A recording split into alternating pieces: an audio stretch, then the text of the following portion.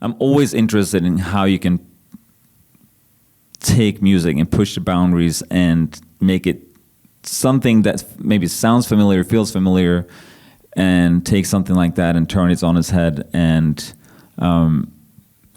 give it a new expression. And I think it's extremely interesting to work close with the sound design team, take sounds from the movie. Like one of the sounds that they recorded the foot stomps on the set, and Chris was sending them to me while I was working on the score. And I think it's so important today how you can use these traditional instruments like the violin, string section, string orchestra, but also combining that with sound design, sound manipulation, take these, manipulate it through computers or technology, and still keep like the emotional core to it, but try to sonically push it further.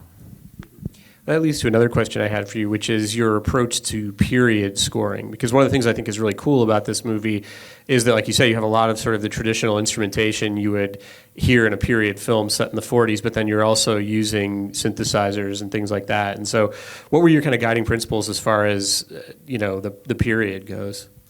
Well, I think Chris does that with all of his movies. I mean, this is obviously a period piece, but I feel like all of his films feels very timeless, and you can see that in the costume design, in the visual effects. Everything is made in a way where you don't feel like it's the past. It's not the present. It's the future. You can't really put your finger on where you can put your finger on what time things are from, and I think that was also very interesting with the music.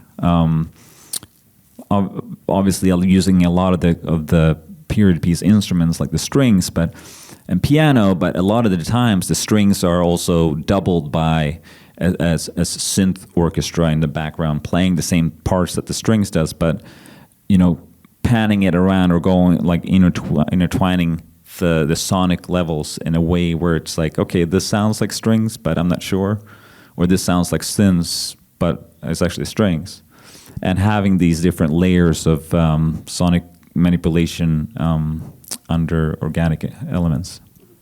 And are there, I guess, intellectual strategies for deciding when you're going to use more electronic sounds versus not, or is that just kind of intuitive? We have the time to experiment because we're starting out so early. So we have 6 to 9 months on the music, and we have the time to experiment and come up with our own sound world.